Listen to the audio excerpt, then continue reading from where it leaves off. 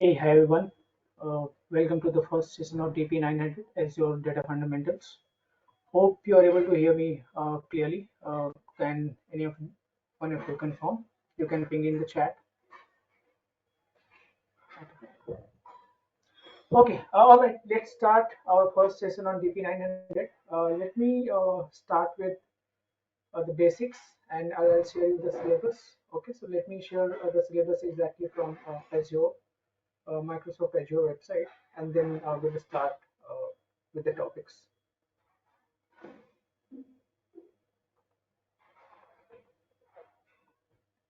Okay, so today we are going to cover these topics, which is basically core data concepts and considerations for relational data on Azure.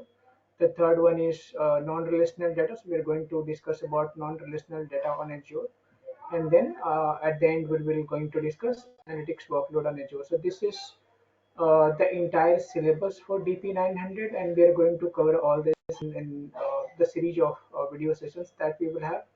So today we are going to cover the first part. We are going to focus on the first part itself, which basically comprises 25 to 30%, and the rest again is 70% approx, which is each and every topic will cover around 20 to 25%. So we can't really leave any of the topics, right? So you need to understand each and everything in order to be aware of the core data concepts as well as Azure concepts.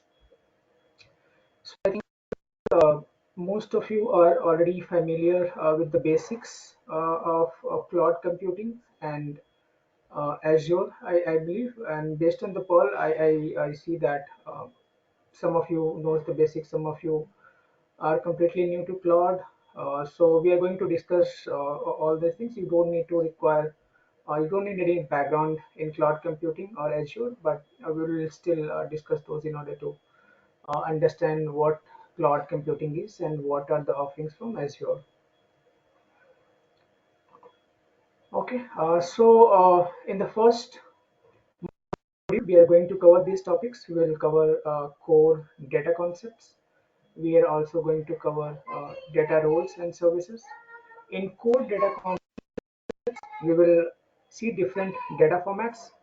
We will explore file storage, and then we'll explore database as well. And we are going to discuss about transactional data processing, which is basically OLTP. If anyone, if you have already worked on OLTP or again on databases, right? So you might be aware of this OLTP or transactional data processing.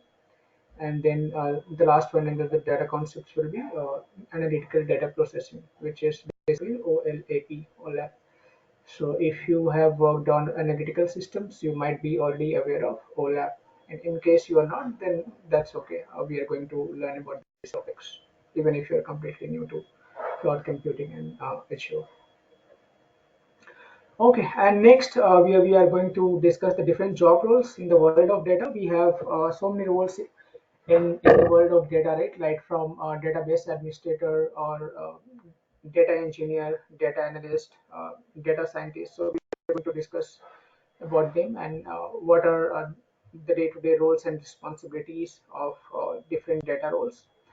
So we are going to cover all these topics in terms of DP900. So we will look at syllabus, right? We already looked at these topics that we are going to cover, and based on that, we are going to cover each and every part of those topics or the skills that we need to pass DP900 and to understand the fundamentals of Azure data.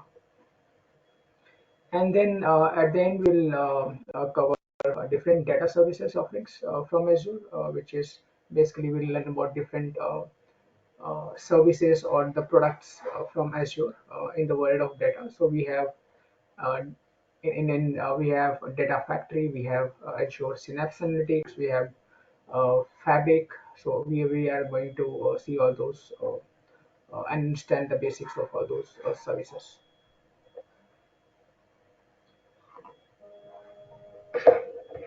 Okay, so why are we here, right? We are here to understand different offerings of Azure cloud. But why suddenly we have so much hype, or we say why there is uh, so much talks about data, right? And there are different tools evolving each and every day. We get to see or hear so many new tools in the market. Each day, right? So why do we see different tools, or it's such an evolving space that every day you see a new tool coming up to support data engineering or data analysis or uh, data scientist role as well. So just give me a minute. Okay, so we see that nowadays it is very easier to collect the data, right? So, and also we have lot many data these days. So each and every second petabytes of data, or more than that, is getting generated. If you see the social media sites, it's every time you see a lot of data is getting generated, right? So we have lots of data today, and also it's cheaper to store now. If you look at few years back, uh, you might be working on a PC with very minimal size or hard disk, right? It's let's say 256 GB or so, or less than that. But nowadays, I think most of the people are already using 512 or 1 TB, 2 TB rates, and also which is much cheaper. And people are also transitioning to SSD, which has become cheaper nowadays. So the storage cost is cheaper. Now we have access to so many tools.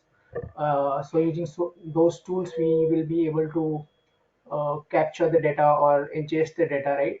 We are able to do that very easily. So we have user-friendly tools and technologies these days. And because of these regions, we are trying to understand or trying to make use of data so that we can identify the trends, and business may get benefits out of it. And they can take certain decisions based on the data that we have collected so far for any organization. So that's why most of the organizations are investing huge amount of money in the tools and technologies related to data, so that they can identify the trends, they can understand the data that they are collecting, and based on that they can take business decisions. So at the end it's all about business, right? So why do we need data? Data is required for business purpose, so that we can make certain profits, organization can make profits, right?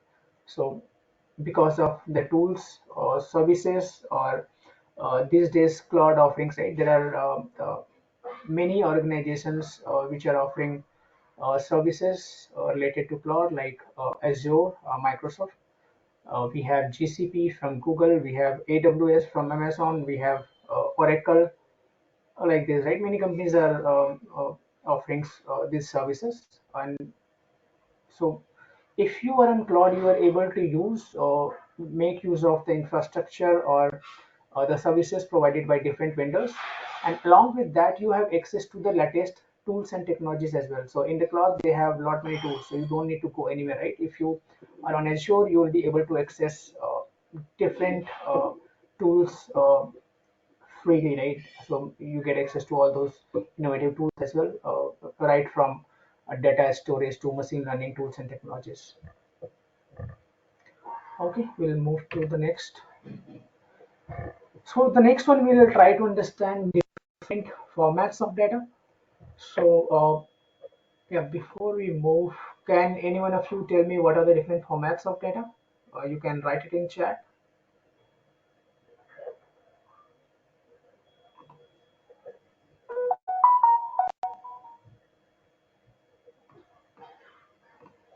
Anyone?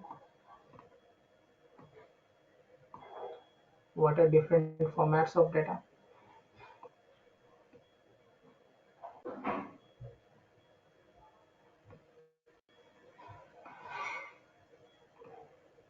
Okay, so basically we have three kinds of data that we deal with. Okay, so data can be classified into structured data, semi-structured data, or unstructured data.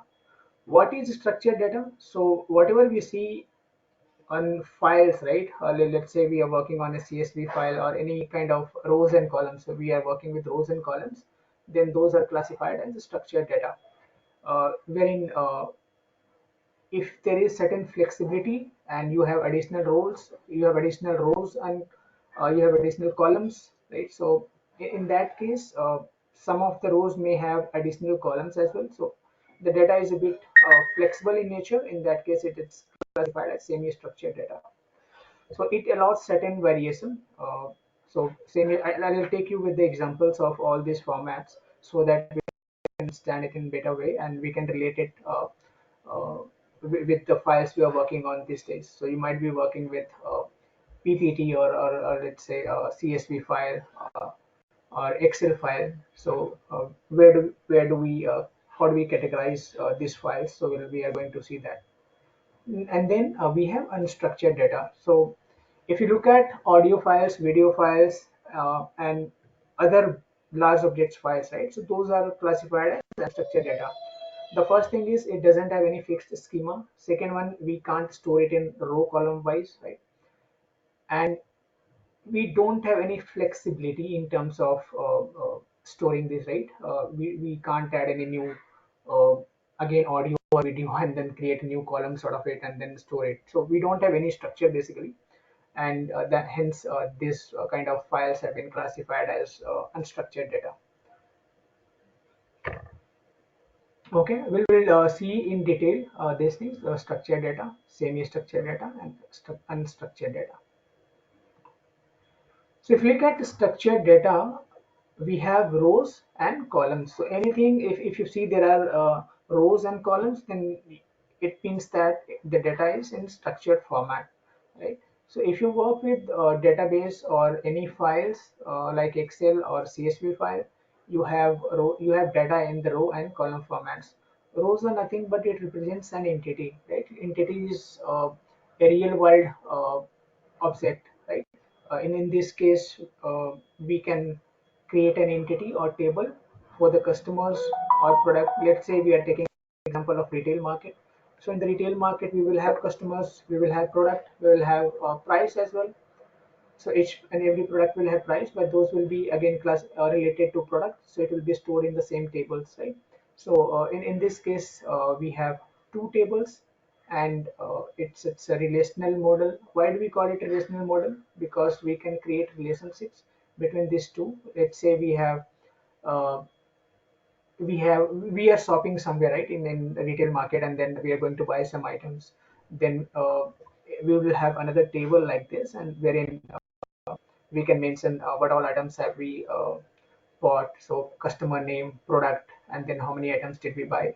So like that. So we can relate these different tables in the structured data. So these are basically the properties of structured data. We'll have rows, we'll have columns. We can relate all these tables, and we can form a relational model out of it. Any questions so far?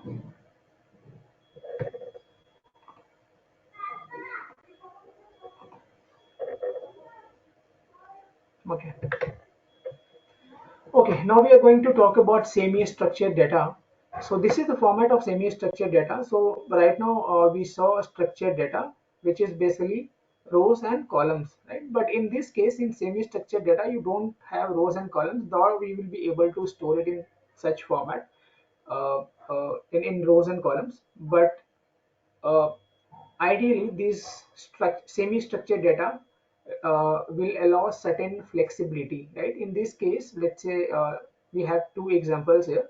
One, the format is JSON format, which is JavaScript object notation, and the second one is XML, which is extensible markup language. So you might have already worked with these two file formats. In case you haven't, we will see this is the file format, how we store data in JSON format, and this is how we store data in XML format.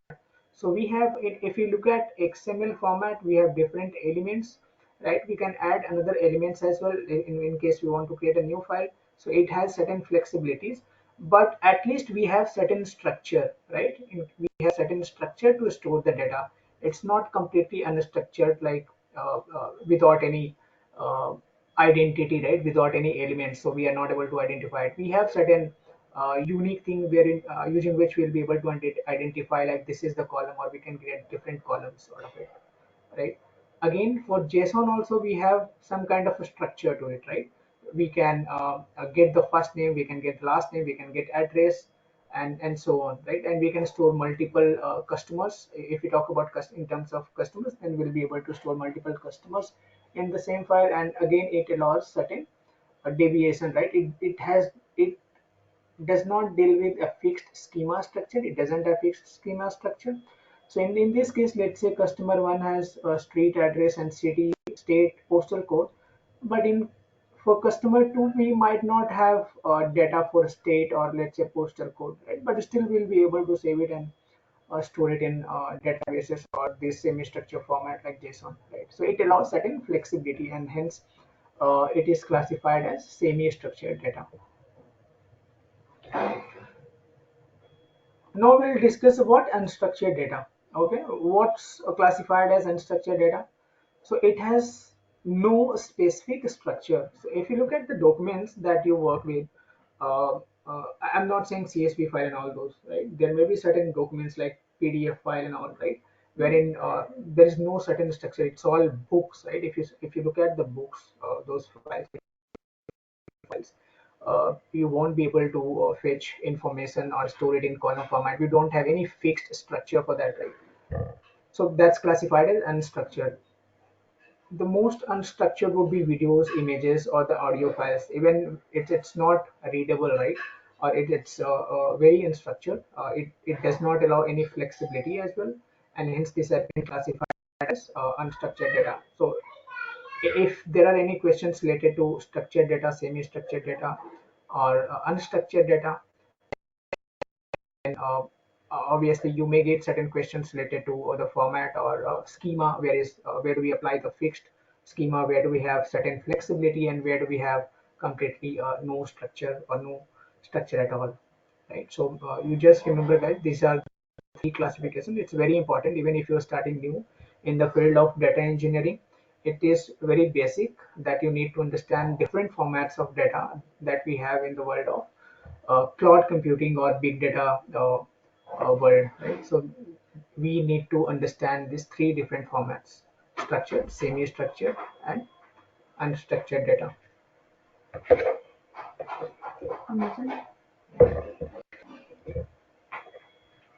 Okay, now we'll discuss about different data stores, right?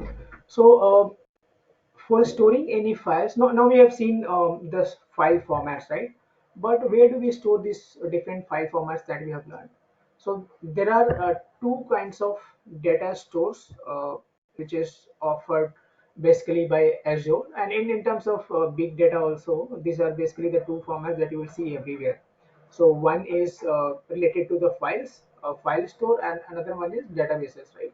So in case you want to store any files, you'll have certain file storage. You need certain file storage as well, right? If you are working on your laptop, on your PC, right?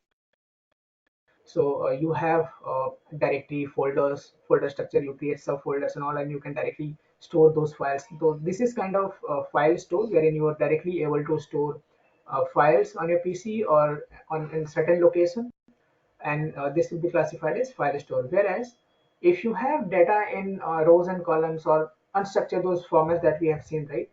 We can store those formats in database as well, but you can't directly access those files. There is certain way to access those files, right?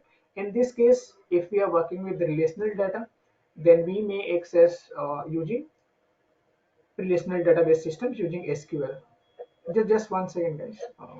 1 minute.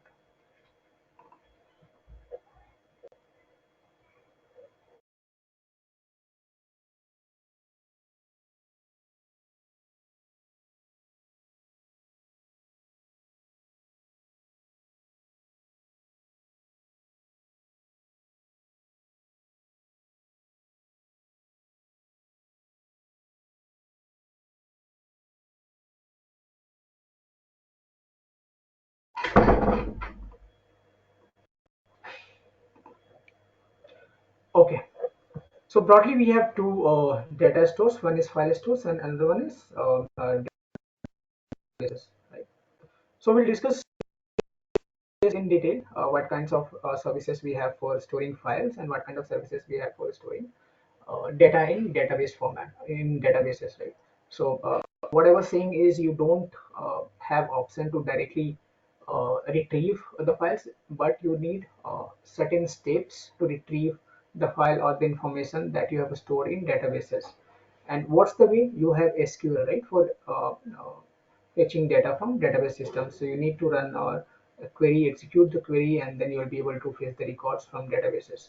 But in the file stores, you will be able to directly go to the path and then get the file and work on it. Right? You can, let's say on our systems, right, we can directly go to any folders or subfolders, and then we can uh, read that file or extract that file. So file storage, right? Ideally, in most of the organizations, there will be a central location, right, wherein we store those different required files by multiple teams. So in this case, it all depends on the formats, right? The file formats that we have studied, and this specific file formats, uh, how do we store the data, whether we should store it as unstructured data, whether we need semi-structured, or whether we need uh, structured data, and also what kind of format, right? We have different file formats for storing the data. So these, whatever we see, these are the data formats that we have seen, right? So these are the different data formats: structured data, semi-structured data, and structured data. And then apart from that, we have file formats as well. So we are going to see different file formats. But why do we need different file formats, right? Why can't we use just a single file format and work with the same? And why can't different organizations work on the same format? So it depends on the use cases, right? Most of the other organizations will have varied use cases. Your requirement might be different from some other organization. My requirement, my personal requirement might be different. Let's say I need to create some kind of video, right? So video and communicate whatever I want to communicate with my audiences and all.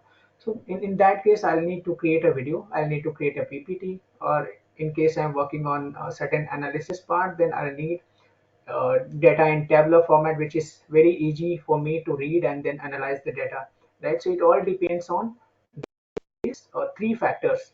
The type of file or the file format depends basically on these three factors. One is type of data, what kind of data do you want to work with, or the requirement is.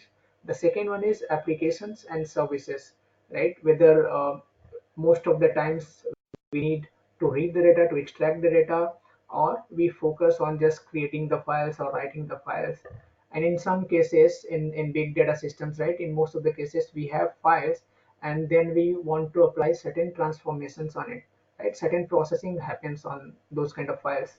Let's say we have CSV file in this case, and we want to analyze and store it somewhere, and then uh, after processing we'll store it in database systems. So in this case, processing also takes a major part, right? So it depends on applications and services, what kind of services we want to use, or what kind of requirement we have, whether we need it for read purpose, whether we need it for write purpose, or whether we just need it for processing, right? And then the third one is based on needs, right? Whether it is required by humans, whether you need to read it, or whether machine just needs to process it, and you don't really need to read those files. So there are certain formats, right? So not all the formats will be able to read. Will be able to read or see from or naked eye, like these files, right? Like PPT or CSV files or any text files, will be able to see and understand. Okay, this is the file. This is the structure. This is the data. But there are certain files which we won't be able to understand, right? We just know that this is the format, but we can't really understand uh, the content of it, right? So in those cases, it depends on needs as well. So if it's just needed by the machines just to process it very efficiently, or we just need to store it for certain requirements or compliance purpose, that so there are certain requirements, right? So some organizations will need certain files just to archive it or just to store it, so that in future if needed they will retrieve it, right? So in that case, let's say our personal uh, uh, there are certain files which we just need for archival purpose. Let's say we are thinking that okay, I'll need this file in future, but we will also want to save some space on our machine, right, on our laptop. Then what we'll do, we'll zip the file, right? We don't really store let's say video directly in that format. We'll zip the file so that we can save some space and we can store multiple files on our system. So that's how the needs are, right, for the organizations as well, for the in the big data systems as well. So we need efficient mechanism to store the file, because in big data world we are always dealing with large files. So in case we are dealing with large files, we can't invest a huge amount, right? I mean, we need to save cost as well. We need to save.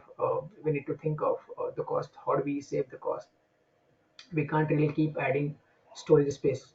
So in that case, we need efficient storage. We need certain compression techniques. So there are certain structure for you won't be able to read, but machine will be able to read it, and machine will be able to process the files. So we are going to see all those different file formats. Okay. So these are the common file formats that we need to know. One is delimited text file. So whenever I say CSV file, which is comma separated file, so it is one of the delimited text file. So in CSV file or the Excel file, right? Let's say we are working with Excel file, right? So in that case, uh, the data is stored in rows and columns, right? But how does it get stored? So if we work with CSV file, each and every column values will be separated by column, separated by comma, right? So delimited, there is certain kind of delimiter that we must use in delimited text file. In some cases, it is just space. So by identifying the space, it will store in different columns. In some cases, it may be certain other characters. So that may act as a delimiter. And the next one is JSON format, which we already saw, the format of JSON, which is flexible in nature. JSON and XML, these are two semi-structured data. And then we are going to see blobs, which is basically binary large object. And whenever we work with or see video files or the audio files, these are the large files, right? So these are classified as binary large object. And what's the format? These are stored in the binary format, so machines will be able to understand it because it's already in the binary format, but we won't be able to understand it, right? If you try to open any video file or audio file, you will see such characters that you have seen in your life, right? So it's you won't be able to read it at all. So it's not human readable format. And then there are optimized file formats. So optimized file formats, why do we need it? Because there are certain requirements to compress the data so that we can save some space, to process the data efficiently so that we can process the data very fast. Let's say we have 500 TB or 100 petabytes of data. So it needs space, as well as it will take few hours to process it if it's not stored in optimized file format, right? But in case it is optimized one and we store it in a certain way, certain format, which is very easy to transform I mean, which is very easy to transform, right? Using certain tools and technologies. So hence we need optimized file formats as well. So we have already seen these four files in our previous slides, right? One is delimited text file. So whenever I say delimited text file, you can understand it, you can relate it to CSV files. And JSON file, we have already seen the format of JSON. We have seen the format of XML. Blob is nothing but audio, video, those kind of files. So now we'll focus on different optimized file formats that we'll deal with in big data ecosystem. So we basically need to focus on three file formats, and it is very important, guys. We need to understand these three file formats, and we need to remember as well in what scenarios do we use these three different formats. And so yeah, we will study, we will try to learn this, and then try to remember this as well. It may be one of the questions like what's the ORC, where do we use it? Kind of, you'll get multiple choice questions. Uh, So we need to understand it well, right? And in real life also, if you are working on big data systems, you will in most of the cases, if you're working on Spark, you will work with Parquet files, and if you're working with Hive, you will work on ORC in most of the scenarios. But it all depends on the requirement of the project, right? And then we have Avro, right? So Avro is basically created by Apache itself, and it's based it's row based formats, whatever you see as row and columns. It's similar kind of formats that we have, but in this case we have certain headers, right? So header is in JSON format, and then we have data which is in binary format, and header will have all the information related to the data, right? So you just need to understand that we have row based, this is average row based format, and then we have header which is basically in JSON format, and then we have data in binary format. But you won't be able to read it by your naked eye, right? It's optimized file format, but header obviously will be able to read because it's in JSON format. Whenever if you try to create Avro file, then if let's say you are coding it in Python, then you will be able to create headers, and then you can create files as well. And the next one is ORC, which is, if you look at the full form, right, it's optimized row columnar format, right? So it's basically optimized for row and column as well. So it's developed by Hortonworks, but it's mostly used by analytical systems. So wherever you look at, if you see Apache Hive, and then you must relate it with analytical systems. And what do we do in analytical systems? We most of the queries will be read only, right? But some of it, but we also need to write it, right? We also need to save certain data, right, in data warehouses. So in this case, this ORC format is basically optimized for Apache Hive, and what it is optimized for? It is optimized for read and write operations, right? So we need this for efficient retrieval, or for efficient upload or writing of this files on certain systems, and then loading it to Apache Hive, and hence it was created by Hortonworks. And the third one is Parquet. Parquet is basically a columnar data format, and it was developed by Cloudera and Twitter. It was basically developed to be used by Spark. So if you work with Spark, then you will see you will work with this file format uh, regularly, more often. So just remember, this is a columnar data format, and in most of the cases, it's being used by Spark. Okay, we don't need to code in detail. You just need to understand that these are the properties of Avro, ORC, or Parquet, and what's the format, right? What it is optimized for. So if you are clear with that, then definitely it's going to very easy in exams as well, or in interview as well. So in interview also, there will be certain questions that interviewer may ask.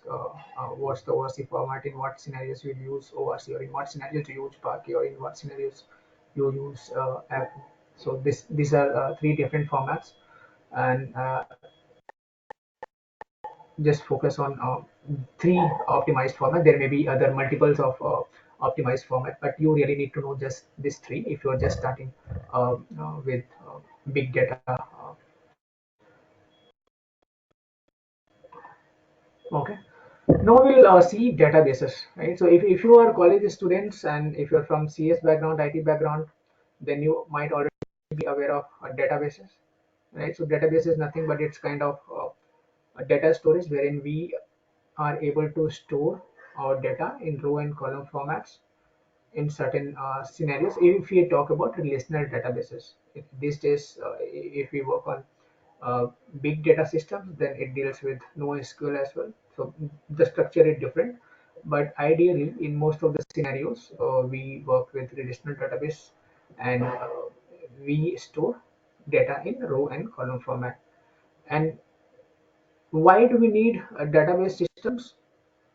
We need database system to store files, and so that we can work on different rows and columns, or different data, and we can process it efficiently and identify certain trends or process it and then move it to the next stage for processing or generating reports, right? So it's very easy to generate reports out of these relational database systems. And how do we retrieve the data? We have SQL for that purpose, right? Structured query language use SQL to retrieve any data from database systems. Now we'll see non-relational databases. So basically there are four different non-relational database. The first one is key value database, second one is document database, third one is column family database, and the fourth one is graph database. So now in this session, right, we are just going to understand what are the different offerings and what are different non-relational databases that we need to understand or to work on big data systems, or if you are focusing on DP900, you just need to understand like these are the different offerings or databases from non-relational background, right? So the first one is key value database. As the name itself suggests, it might be storing key and then values, right? So from name itself, you can identify that, yeah, we need to store keys as well as value. So the data format will be in key and value format. So if you look at, I think most of guys might already be aware of relational databases, right? We store it in rows and columns. So if you want to relate it in that terms, then one of the column will be the key, and then the other column you can consider it as value. And if you want to fetch certain information or certain records, then you can directly fetch it via unique key attached with each of the rows that we are going to store in key value databases. So we are going to see the formats, how it looks like. We are going to see different formats for this key value databases or document or column family and the graph database as well. What is document database? It's again, it's basically a kind of key value database itself, but the value in this case will be in JSON format. Okay, so we already saw the format, right, of JSON document, how it looks like, what's the structure of JSON format, which is basically optimized for parsing or fetching information and storing multiple records, and that has certain flexibility in the structure, right? So that's how we'll store a JSON document as value in document databases. And then we will have column family databases, which comprises of rows and columns. It's very similar to relational data systems wherein we work on rows and columns. But in this case, you will have certain column family, right? So there will be group of columns which will has a parent column, right? You can call it that column family. So column family is nothing. Let's say if we want to store address, so address will be the family, column family, and then let's say there are different attributes associated with address as well, right? You can store a city, you will have state, you will have pin code, you will have full address, right? So in that case, it can be divided into multiple columns as well. But the thing is, the main part, the parent, right? The, we'll have a family under which we can categorize all these different columns. So that's basically about column family databases. What about graph database? So graph data base basically stores relationships between different entities. If you talk about entities, you can understand it as entities are nothing but real world object, right? So it may be a product or customers. So if you want to show different relationship, if you talk about social media, how certain people are related to each other. So in those cases, we may use graph database, and then it stores entities and relationships as well, right? We are going to see those, what's the format, what's the structure, and how it looks like. Okay, so this is the structure of a non-relational databases. So whatever we have seen here, right? There are four different kinds of non-relational database. One is key value, document, column value, and graph database. So in this case, can you try to identify what all different databases this belongs to. Like, let's say the first one, right? Product table. What kind of database or the non-relational database is it? You can type in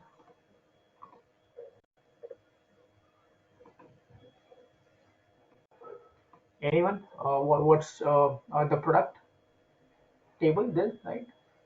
Can you tell me the database name here, non-relational database?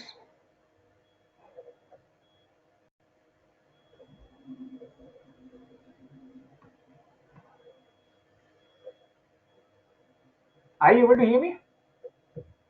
Can anyone confirm?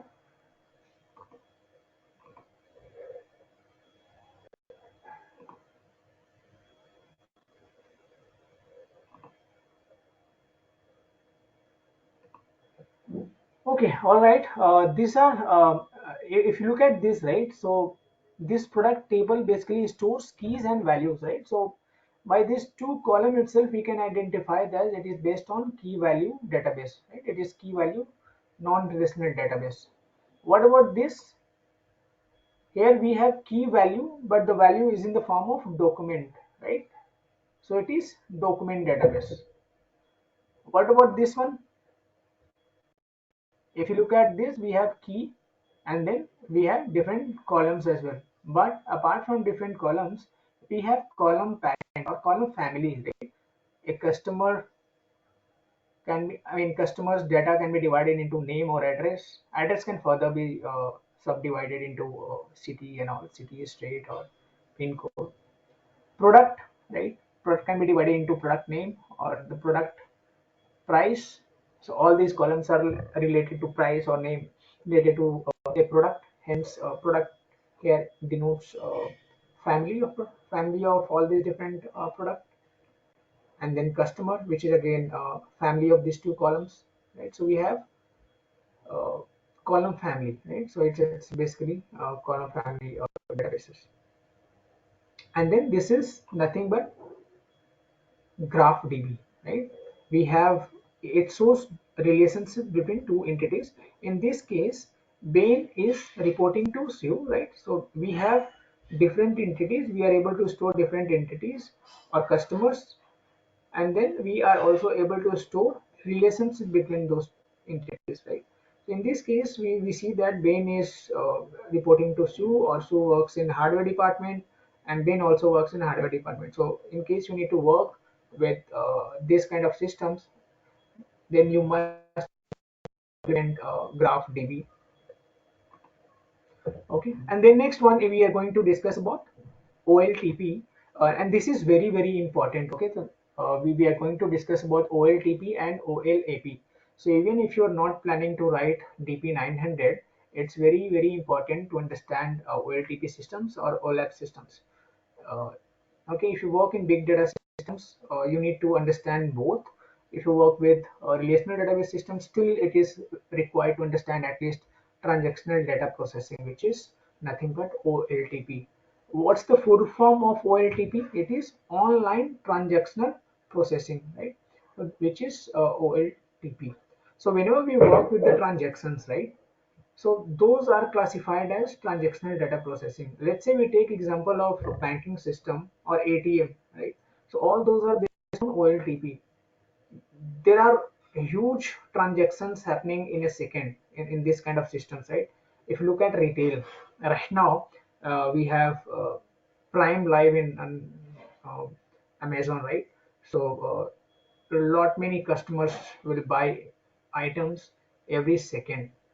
So in the retail systems, this kind of uh, systems are based on OLTP, which is transactional data processing, where there are a lot many transactions or the records getting generated, getting saved in the systems, getting retrieved from the systems every time, right? So the transactional systems are often high volume and it handles millions of transactions. Not in a single day, even in few hours, it can handle millions or billions of transactions. So those are basically uh, related to OLTP and the data, right? So whenever you see or stock market and all, right, there are millions of or transactions happening within seconds. So all those needs very high performance systems or with certain uh, technologies which can uh, process or handle millions of records in seconds. So all those are based on OLTP systems. And here, since we have huge volumes of data, right? If it's high volume, then obviously we need a data storage, which should be optimized, right? So whenever you see that, okay, we are working with high volume, then in that case, definitely we are going to implement certain optimizations. We need certain optimizations. We can't work on files, or we won't be able to save multiple files in case the data is not, or the data storage is not optimized for uh, uh, uh, space as well, right? So in this case, it is optimized for read and write operations as well, because we need to read the data very quickly from multiple systems, and also we need to write the data in databases or database different database systems, right? If you take example of, again, stock market, then as we discussed, so every second will have huge or millions of transactions. So in that case, the systems must be optimized for read as well as write. Read in the sense we need to get the stock price from the systems we are working with, and write in the sense, if we put certain order, then it must go to uh, order systems, right? So it should be optimized for both read as well as write operations. And in most cases, if you work with relational database systems, then obviously there is one thing that we must remember, which is ACID properties, right? So if you work with relational database systems, then obviously all the relational database systems will support ACID properties, okay, which is again very important for relational systems. So we will see what acid property means, and what's the full form, and what are different things that we need to understand. So acid property, as you can see, right, which is basically, uh, we have a full form for acid. A means atomicity, C is consistency, I is isolation, D is durability. So the first part will focus on atomicity. Okay. So what is atomicity? What do we understand by atomicity? So let's say we have gone to some ATM, and then we take out 500 rupees, right? So in this case, we can't have a partial transaction, right? We take out money, but the amount was not updated in the systems properly, right? So it can't happen. If a transaction has happened, or we have taken out some amount, so we will get that amount, as well as the same will reflect in the systems, in the banking systems. So the next time you go, or at the same time, if you query what's the remaining amount or the balance in your account, then you will be able to see the deducted amount, right? So the transaction doesn't fail in half, like half transaction. Okay, I was able to just pull out 200 rupees instead of 500 rupees, and remaining 300 it did not know. It won't happen. So transaction will be either complete, or it will be a complete failure. So either it succeeds, it's just binary, right? With it, there are only two outcomes of it. So with the first one is success, the second one is failure. It can't be partial success or partial failure in this case. So all the transactions are atomic in nature in relational database systems. Second one, you will understand about consistency. So as we discussed, so whatever the transactions that uh, we are working with, or that happens in the system, right? Uh, right now we have taken the example of ATM systems. So whenever we go to ATM systems, so we have taken some amount, and then somebody is accessing, or your family member, or let's say you yourself is checking your balance on your mobile. So whenever you are taking the money, it must reflect consistent result. So it should not happen that you have taken the amount, but still it is showing reflecting the previous balance, right? And it may take certain time to reflect the balance. No, it will be consistent everywhere. If you have taken the amount out of ATM, then it's going to update the balance. It's going to update your balance in your bank account. And at the same time, if you try to access it via your mobile or laptop, then obviously you will be able to see the updated balance itself. So there is always consistency. It's not that the data that you see on an ATM machine will be different from the information that you retrieve from your on your mobile. And then the third one is isolation. So each and every transactions that we deal with, it doesn't interfere with each other, right? Let's say I'm taking some amount. There are a lot many other customers who are also taking amount from ATM systems from the same bank, right? But it doesn't interfere. And also at the same time, if you look at your account itself, at the same time you can take out money, and you can also check balance in your through your mobile, right? You can do some other transactions as well through your mobile at the time when you are taking out some amount from ATM. So all the transactions are isolated in nature. It will not interfere with each other. So that's one of the properties of relational database systems. And the fourth one is durability. So once a transaction is committed, it will remain there, right? It will remain committed. It cannot happen that I have taken certain amount, let's say 500 rupees from ATM, and then ATM got shut down, and then next time when restarts, then it shows the previous amount. No, it has already committed that values. It has already updated the value, right? It won't show me the previous value in case it has it shuts down abruptly or so. So whenever a transaction is committed, it will remain there. If you're working on database systems, if you are updating certain rows, right? So once you update the rows and shut down your database system completely, still when you bring it up, you will still be able to see the updated value, right? It will not allow you to see the previous value. So it will always show you the updated value, and the value will still be there. It can't happen that you shut down the database and then all the data are gone. No, you will be able to see those values as well. So it is durable in nature, right? So once you have saved it, you will be able to see it, and you'll be able to retrieve it. Whether it goes down, again, if it goes down and you bring it up, you will be still able to see it. And in this case, this is very important, guys. So you will have to remember this OLTP system. So what's the another name of OLTP systems? So in most of the scenarios, it is also referred as line of business applications.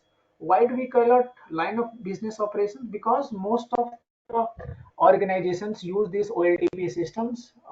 Many organizations use these OLTP systems, and it basically supports different live applications, right?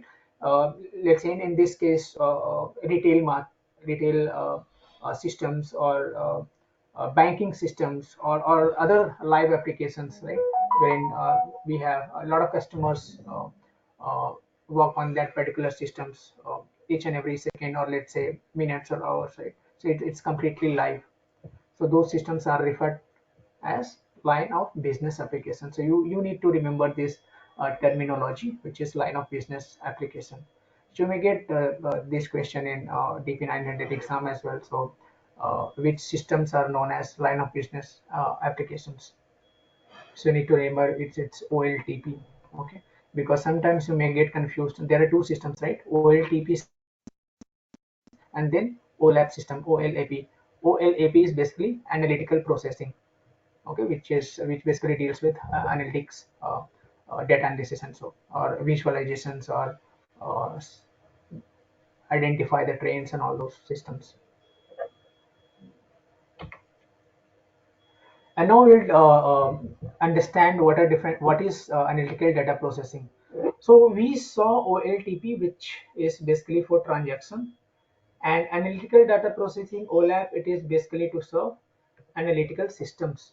Right? In this case, and why do we use analytical systems, right? Analytical systems are mainly for analytics purpose, where we have data, and then data analyst or data scientist will work on that data, and mostly they will read those data each and every time. I mean, multiple times they will be reading those data that you have saved on databases or systems, right? Which is basically to serve uh, data analytics systems.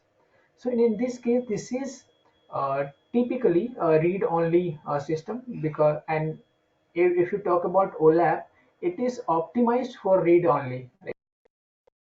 Because in most of the cases, data analysts or scientists work on the data.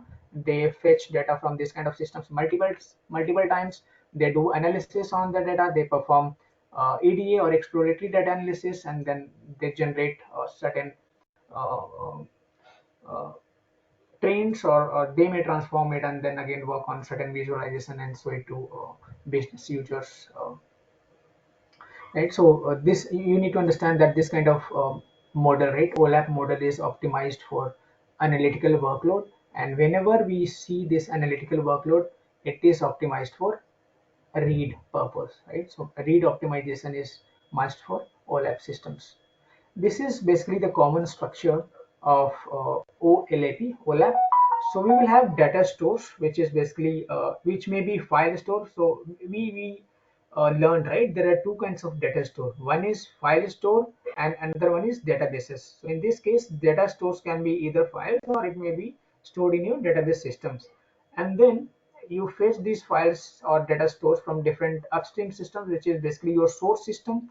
You apply certain process on it, you process the data, and then you store it somewhere, and that place is called as lake, right? Data lake. And then we have a new term, data lake house, which is basically mixed of data lake and data warehouse, which is lake house. We are going to understand what exactly it is, but for now you just understand it is a place where we can store data.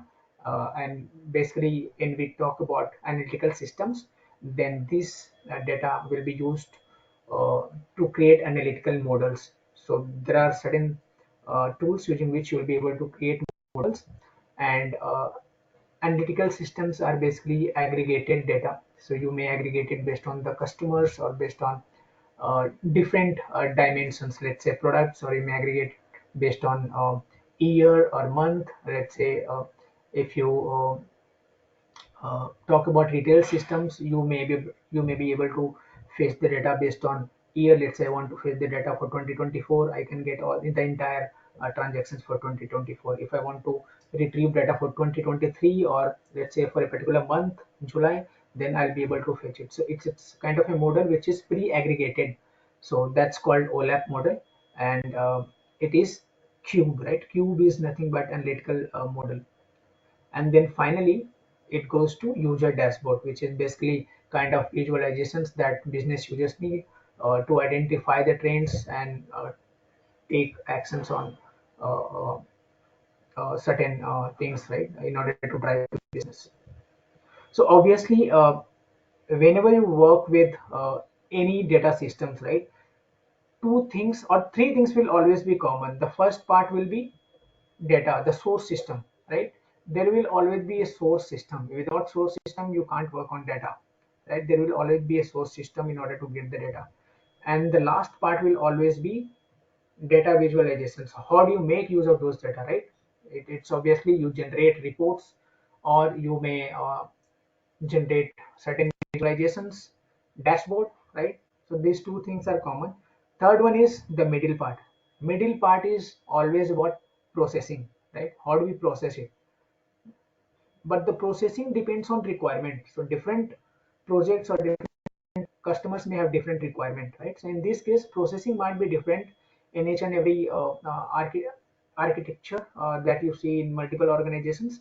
But this is the common one. The first will always be source systems, getting data from the source system, which is data ingestion.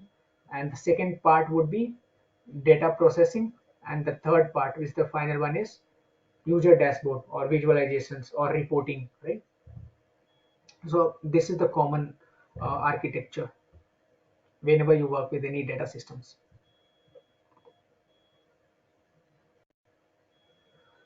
Okay, now we'll look at we saw these three things, right? Data lake house and data warehouse. So we'll understand a bit what's data lake house, what's data warehouse. Okay. So data lakes are basically used to store raw data, right? So whenever you work with analytical systems, you work with huge uh, volumes of data, or let's say big data, right? So the volume of data is huge, and whenever it is in file format, you will obviously be able to store it in data lakes. So the system which stores the data where you just dump it, it's called data lakes. So it's like file based. You can directly store the files over it. You don't need to store it in DB format also. But whenever you see this data warehouse, it's kind of DB, right? Where the data will be stored in relational schema. It needs relational schema, which is uh, this data warehouse mainly serves analytical systems. So whenever you hear the term analytical systems, it mainly deals with uh, relational schema, or you relate it with data warehouse, right? And it is optimized for read operations. So whenever you see the term analytical or analytical operations, then you see that okay, in most of the scenarios it will be read optimized, because you need to retrieve data multiple times. Users, there will be lots of hundreds or thousands or lakhs of users which may work on different reports, right? They need data, so from where they will retrieve it, for they will from where they will retrieve the reports. So it's data warehouse, right? So which is basically optimized for read operations. So the primary purpose of data warehouse is it will store the processed data based on the requirement, and user will be able to query the data from data warehouse and generate reports or visualizations directly. They don't need to work much on transformation because the data is already transformed. They just needed to generate some kind of report or certain visualizations out of it. Okay, and then we'll understand data lake house. So it's a recent innovation, right? Which, if you divide this name lake house, it is combination of two words. One is lake and then house, right? So lake comes from data lake and the house comes from data warehouse. So obviously, as the name itself suggests, it will have properties of lake as well as house, data warehouse, right? So in this case, you will have all the features of data warehouse as well as lake. Lake is nothing but storage, right? You need to store files. You have certain dumping area wherein you store files, and then that may later be used for data processing. So we'll have scalable storage, as well as there will be fixed schema, right? You can run queries on top of that file. You can run queries directly on top of that file. You don't need separate database systems to store it, to query. So data lakehouse is most recent innovations in the field of data engineering, and most of the people are migrating towards this as well. Most of the organizations are migrating towards data lakehouse. But obviously, it all depends on the requirement. It's not that uh, each and everything fits for all organizations. Each and every organization will have different requirement. So nowadays, most of the organizations work with data lakes or data warehouse, data lake, but it doesn't mean that they don't work on relational database or database systems. I think most of the systems in organizations is based on relational database systems. More than 50 is more than 70%. It's all relational that they work on.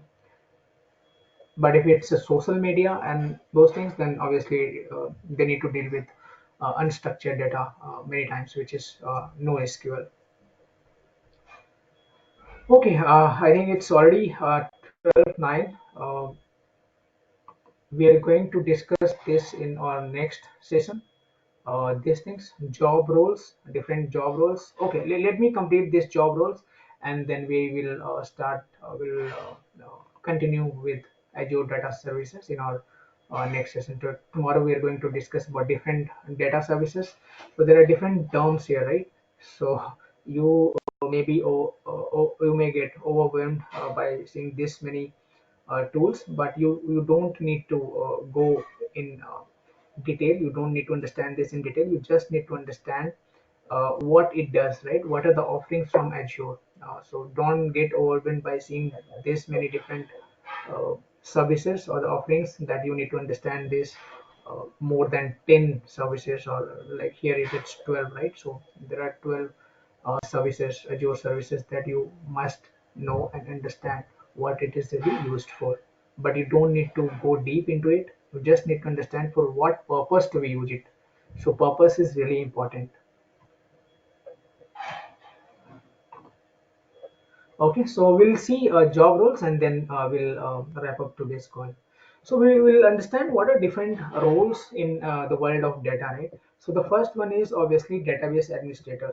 So it's coming from long time, right? So whenever an organization or you yourself work with data, so we need a guy or we need a person who can manage the database, right? Or install it for you, or do certain configurations, take the backup, help us to restore the database. So in most of the organizations, we have a separate team of database administrators, right? It's not that you need to do everything. You don't install database, you don't configure it, right? There will be a separate team who will do it, who will set up a database for you. Even if you're a data engineer, you don't really set up a database, you install it. You don't need to install it. There is a separate team which is basically we call it database administrators. Their job is to manage database systems, assign permissions to users, or create different roles that you need. Different organizations may have hierarchical structures, so different groups of people may need different roles. So let's say a group of people need just read only access, a group of people need write access as well. So all those roles and all permissions are created by database administrators. And also, since they maintain the entire database systems, so backups and all those are configured by database administrators. What's the job of data engineers? So they basically manage the infrastructure of uh, required for the data integration or the data pipeline, right? They basically works on the data pipeline, entire pipeline, from getting data from different systems. So the first part is data ingestion, right? Data integration we can call, because when we get data from different multitudes of systems, then it's data integration, right? We are trying to integrate multiple systems and store data in data lake, or somewhere, right, in common storage. So the first part is data ingestion. So we set the entire structure. Data engineers set the entire pipeline right from getting data from different systems. The second one obviously comes the processing part. How do we process the data? How do we clean the data? And finally apply certain rules on it, who will be able to access the data saved on the systems or database systems or data lakes, right? So all those rules, right? Rules will obviously be discussed with the business users, and based on that will apply. But who does that? It's the job of data engineers, and they create the entire of pipeline, uh, which basically getting the data till the last part, which is visualizations or identifying the trends, or creating dashboards, or the reports. So that's basically job of data engineers. Uh, and the third one is data analyst. We have not mentioned, or I have taken this roles from directly from the Azure, which is required for DP900. So data scientists are not mentioned there ideally, because data analysis and data scientists work. Uh, if they work on data, it's basically for analysis purpose. Though data scientists will have certain upper hand, that they directly work with business users, and apart from analysis, they do other works as well, like they may implement machine learnings and all. But yeah, ideally, if you work on the data, then it's all about exploring the data, right? So the role would be a bit similar in nature, though they may have certain additional uh, things to do as well. So in this case, data analysts always work with data. They explore the data. They try to identify the trends. Okay, and how do we identify the trends? Obviously, we need to work on EDA, which is exploratory data analysis. We'll analyze the data, and then we create visualizations. Right? Why do we create visualizations? Because it is very easy to understand from any picture, right? If any visualization, so human eyes are, or human brain works in such a way that it's very uh, it's very easy. It makes very easy to understand any visualizations.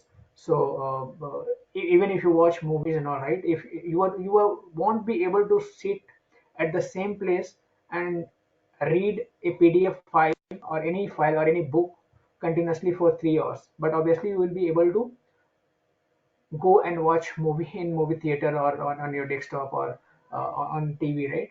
So it's very easy to understand, first of all, and then in most of scenarios, we create visualizations for business users so that it's very easy to understand the data. If you just put entire data or in the Excel format, it's very difficult to identify the trends and all, right? It's all just completely, it doesn't make sense for them. So we need certain visualizations to understand the trends, how the business is performing, what can we improve, what's going good, what's going bad. So in order to identify that, it's obviously we need it to visualize. So that's basically the job of data analyst. Any questions, guys? I think we are done for today, and tomorrow we'll proceed and discuss Azure services and the remaining topics for the session 2. Any questions so far?